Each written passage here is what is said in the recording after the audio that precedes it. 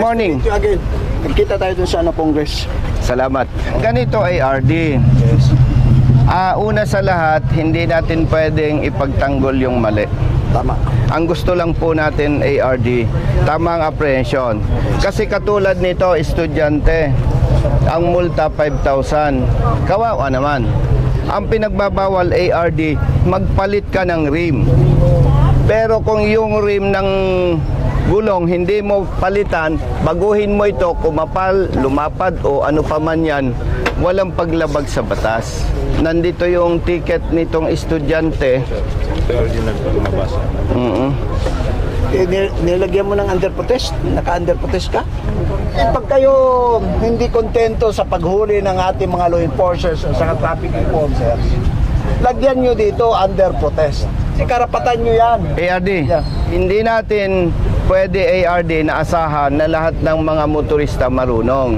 Dapat ang unang marunong po, enforcer natin. Meron dito ARD, kapareho ng sitwasyon, ang motor niya, yan oh. Pareho lang ang rim, hinuli din siya, Anong violation? pareho din, modified tire. Ang multa 5,000. Yes. Pero hindi ko alam ARD, sino sa office ninyo ang nag-advise na magawa ng affidavit of mechanic. Pag binasa po natin yung affidavit niya, walang ipinag-usapan na ginajustify yung sinasabing violation. Ang sinasabi dito, hindi niya kayang bayaran yung 5,000. Ibig sabihin, kung punto por punto, hindi ito valid ang justification. Tama po, sir. Tama po? Yes, sir. Pinagbayad siya ARD ng 2,000 lang without valid justification.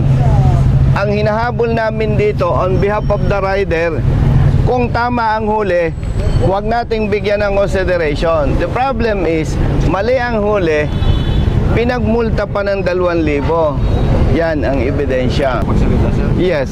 Sige. Ito po kasi, sir, is hindi po ito dito huli na under dito na office. Sa extension office po ito sa Tumblr. Tsaka ito po kasi, kaya po kasi hindi po ako nag-require na affidavit. Sige. May tanong ako sa iyo, brother, saan ka nagmulta? Sa extension Tumblr po. Hindi dito. Hindi po dito. Considering na technically under ninyo, showing the proof na may mali sa apprehension, andito kasi kapareho nito eh. Makakapag-decide ba tayo IRD about this concern? O doon na lang kami pupunta?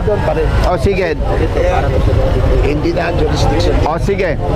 Brother, pupunta tayo doon sa kabilang office.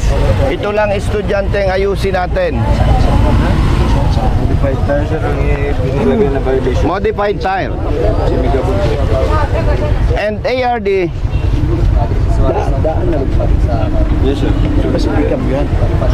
Napalitan na siguro, sir, pero ang stand kasi ni sir is dapat, ang violation is if ang rim ang pinalitan. yes. Kasi kambihan na mo, wala pa. Ang tire po? Oo. Opo, kasi mahigit 1 taon na sa akin yung motor, sir. Hindi, pagkahanda ko pa. Hindi po. Ano sa mga handa ko pa? Itong 10. Pizza Jess. Hindi, murag daan lagi ni. Dili kay bago kong kilis Baka ng gusto tire. ninyo Oo, Tagalogin. Magani nga. Tagalog po, sir. ARD, baka gusto mo Tagalogin. Hindi, I mean po, ganito po yun. Hindi nyo pinalitan. Hindi pa po. Kasi yung Tama na lagi, pagpapalit ko po ng tire ngayon, 3 araw before, dun po ako nahuli. Kaya nga, so, Dahil matagal ako sa PNP, alam ko agad yung nagsisinungaling at hindi. Ngayon, ipagpalagay natin, baka nagsisinungaling siya. yes. Nasa ng iyong enforcer. At yung enforcer ninyo, dapat papanigan natin, provided may pakita siyang picture. Ganito kasi sa protocol natin, if you will, kumbaga protest, you have to make a position paper that you are correct, citing all your kumbaga, yung ebidensya mo na ikaw'y tama. The burden of proof lies on you. No, Pakita ka no, na excuse ano. me, ARD. Kasi ang nag-aakusa dyan, enforcer mo. Hindi, ngayon, nandito na tapos na yung ano. Ito, tama, tama ito. Ngayon, Nga po, pwede, tapos pwede. balik ka dito, yung ating officer, yung naghuli sa iyo, si Migabon, nandoon. Baka may picture rin siya. Tama po, tama po. Mo yung gulong mo. Pahingin 5,000. Ang flight ko ngayon, afternoon. Hindi, wag Hindi, mo hindi, muna. hindi, no, Wag no, no. muna, Kong. Hindi, bibigyan ko siya ng pangmulta. Hindi, wag na. Ibigay mo lang sa kanya, ano, babayaran mo na, ibigay Siya mo na na para pang magmulta. tuition. Ako nang bahala sa multa. Bigyan mo na lang siya na, ano, pang tuition. O, waka mo. By the way, naintindihan ko si ARD. Ako na bahala. Ha? Kung lalabas na siya ay magiinig lang sa akin, bias naman. Yes. Oo. Ito lang pakiusap ko, ARD. Once na walang may pakitang picture ang enforcer mo, showing Yes. na ang rim ay napalitan. Hindi ang rim, yung Hindi. gulong. May violation siya kung nagpalit ng rim, ARD. Tama. Kaya yun lang ang dapat may pakita ng enforcer mo. Yeah. There are interpretation under 4136. Ito nga, ang gulong kasi, kung as perceived, kasali ng rim. Babasahin ko na lang kay ARD. Yeah. Ano to, department order. Dio. Sabi sa section 5, the modifications involving safety and environment shall not be allowed, such as the following. Yan. Axle, chassis, extended overhand, chains of rim. rim. Modification man ba? Rim size lang ang tinukoy, ARD. Kasi po, pwedeng kung akin ito, pwedeng palitan ko ito kung anong gusto ko. Medyo malapad, medyo mataas.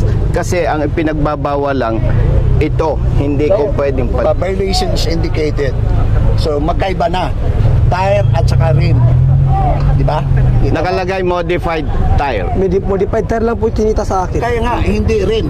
Hindi po. Oh, so meaning kung babasahin natin itong MO order at saka versus sa itong nilagay, magkaiba. Opo. So that will be settled kasi on our part, siyempre, it is considered upon the legal orders. Yun ang sinusunod natin mga law enforcers. Pag merong kakulangan, so pwede natin masitil yan. After which, there should be an adjudication. There should be a notice and hearing. Ha? Ganon. So, ugma, bakante ka? After class ko po. Ugma. Alauna. Sa, I will also notify, inform si Migabon for that. Pero anyway, sagdi lang, ayaw mo kabalaka, the good, the kind Congressman Busita, anyway, nagbigay na ng ganon. Ako na bahala sa dito sa para masitil. Okay, may huling request ako sa iyo, ARD. Yes. Once na na-resolve ito Yeah. at nakita po ninyo na may mali, ulitin ko, kung nakita po ninyo may mali sa part ng enforcement personnel, ang request ko lang po, kasuhan natin ang... Hindi para sa akin po, hindi, walang mali para sa akin. Because they are equipped with our law enforcers pag nandoon na sa ground. They are considered acting in good faith and with legal orders. Balik na rin natin kung siya ngayon ang nagkamali. Mananagot siya. Oh. Nga na ha? Di ba magmulta siya? Yes. Ay kung mali ang enforcer natin, halimbawa lang, I am not saying na mali nga siya kasi may proseso. Yes. Kung mali ang enforcer natin, sorry na lang siya. Pero ito Ganun po ba? Ito na lang kung, okay, there is that RAAB, Regional Arbitration Adjudication Board, of which I am the chair. You file a complaint. Okay, ganito Pwede na po. lang. ARD, sa harapan mo, Yes. kinaklaro ko, pag mali si motorista, multa. Pag mali si enforcer, hindi pwedeng sorry. Kung maimbestigahan ninyo at mali ang huli sa Ganito na sa lang, I will rider. help you But this time, nagkausap na tayo. Kung sigurado kang tama ka, file a complaint. Pwede Kasi po. Pagkatapos niyan, we will convene the board, the administrative arbitration board. By that, kung tingnan natin doon, kung tama ka o mali, Pwede po. para doon, kami kasi, recommendatory lang ako, being the chair. Meron tayong director at meron tayong ASEC. Sabi ko, after investigation, kung lumabas na may violation siya, multa siya. Yes. Kung lumabas, base sa legal documents at ebidensya na enforcer, kung lumabas na mali ang enforcer mo, ang tanong ko, ang request ko pala, sorry, bigyan ng administrative sanction yes. after Ganun talaga. investigation. And tayo naman, walang personal issue. yes. Ang issue lang dito, public interest. Kung hindi kami masatisfied at hindi ninyo mabigyan ng administrative sanction ang tao ninyo, with respect sa iyo, dahil magkaharap tayo, magpapile kami ng kaso dito sa inyong enforcer. Ang gusto lang natin, maitama yung mali. Dahil for your information, kung hindi po ninyo alam, naalarma kami sa Kamaynilaan dahil ang daming complaints sa General Santos City LTO na magkakapareho. Kaya nga, bago ako pumunta ARD, nagbasa ako, nag-research ako at may dala akong department order, may dala akong specs nandito. And with respect sa iyo, okay, rerespetuhin ko yan dahil wala dito enforcer, kaya nga hinahanap ko eh. At alam ko naman na hindi tayo magiging bias, ARD. So, brother, we are hoping at nagtitiwala tayo, hindi naman sila magiging bias. Sana po. Meeting you. Nice meeting you, ARD. It's in the interest of service.